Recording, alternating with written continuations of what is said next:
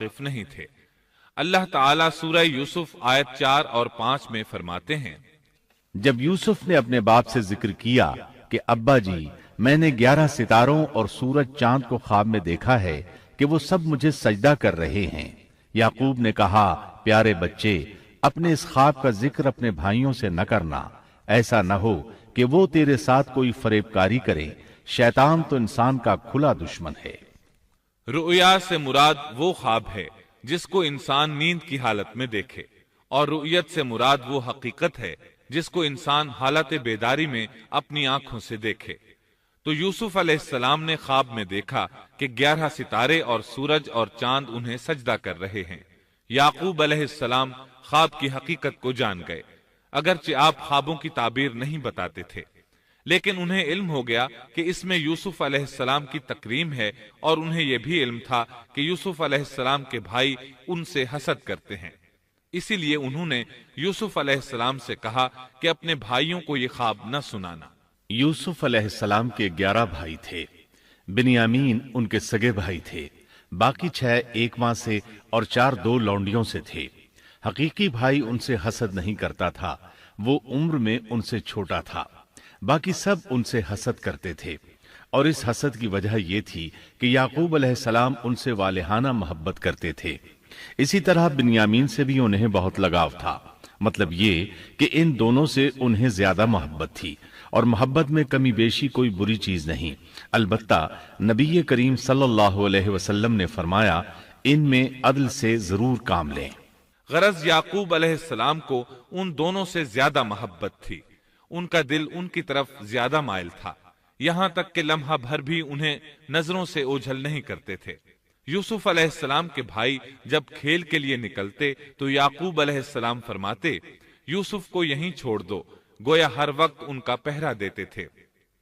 اللہ تعالیٰ سورہ یوسف آیت 6 میں فرماتے ہیں، اور اسی طرح تجھے تیرا پروردگار برگزیدہ کرے گا، اور تجھے معاملہ فہمی یعنی خوابوں کی تعبیر بھی سکھائے گا، اور اپنی نعمت تجھے بھرپور عطا فرمائے گا، اور یعقوب کے گھر والوں کو بھی، جیسے کہ اس نے اس سے پہلے تیرے دادا اور پردادا یعنی ابراہیم و اسحاق کو بھی بھرپور اپنی نعمت دی۔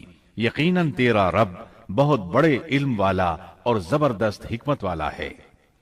یعنی آپ کو منتخب کر لیا اور تمام بھائیوں سے آپ کو چن لیا، اور یعقوب علیہ السلام کے سارے بیٹوں سے آپ کا انتخاب کیا، اور اس دور کے لوگوں میں سے آپ کو نبوت دینے کا ارادہ کیا۔ مزید یہ کہ وہ لوگوں کو خوابوں کی تعبیر بھی بتاتے تھے، اور آیت میں جس نعمت کا ذکر ہے اس سے مراد نبوت کی نعمت ہے، اور یہ قصہ اللہ تعالیٰ نے نصیحت کے لیے ذکر کیا ہے۔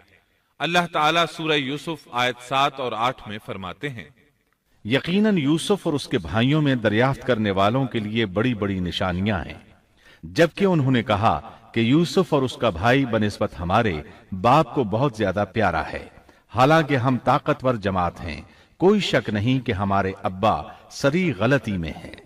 کہا جاتا ہے کہ یہودیوں نے نبی کریم صلی اللہ علیہ وسلم سے یوسف علیہ السلام کے قصے کے متعلق سوال کیا تو یہ مکمل صورت انہیں قصہ سنانے کے لیے نازل ہوئی، جبکہ بنی اسرائیل کو یہ مکمل قصہ معلوم نہ تھا، اور جو معلوم تھا وہ بھی تحریف شدہ تھا۔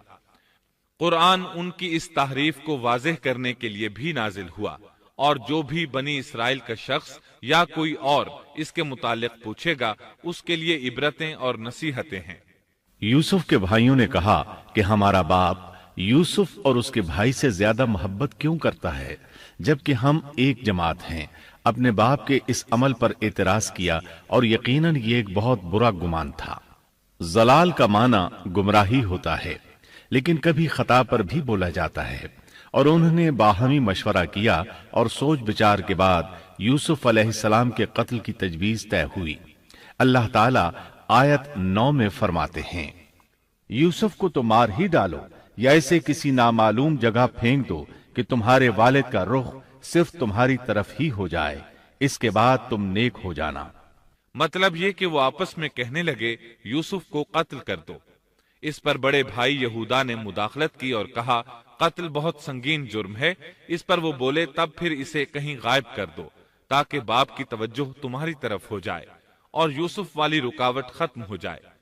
دیکھیے کیسی سوچ ہے، پہلے برائی کریں گے، پھر توبہ کریں گے اور نیک بن جائیں گے۔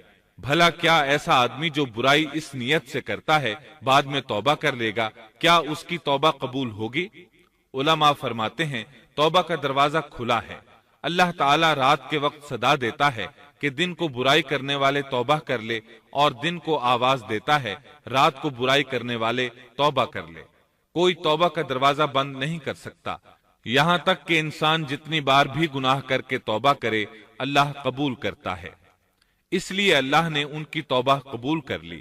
تاہم اس بات سے ڈرنا چاہیے کہ اگر گناہ کرنے کے بعد توبہ کا موقع ہی نہ ملے اور موت آ لے تو کیا ہوگا؟ یہ بات نہایت ہی خوفناک ہے کہ توبہ کا موقع ہی نہ ملے۔ اللہ تعالیٰ آیت نمبر 10 میں فرماتے ہیں، ان میں سے ایک نے کہا یوسف کو قتل تو نہ کرو بلکہ اسے کسی اندھے کنویں کی تہ میں ڈالاؤ کہ اسے کوئی آتا جاتا قافلہ اٹھا لے جائے، اگر تمہیں کرنا ہی ہے تو یوں کرو۔ یہودا نے انہیں قتل سے روکا اور کہا قواسم کے راستے میں اموقی نام کا کنواں ہے، اسے اس میں ڈال دو، کوئی گزرتا ہوا قافلہ اسے اٹھا لے جائے گا، اس سے نجات ہی پانا چاہتے ہو تو یہ کام کرو۔ سب نے اس بات سے اتفاق کیا۔ اب اپنے باپ کے پاس گئے، باپ سے انہوں نے جو کہا آیت 11 اور 12 میں آتا ہے، انہوں نے کہا ابا آخر آپ یوسف کے بارے میں ہم پر اعتبار کیوں نہیں کرتے؟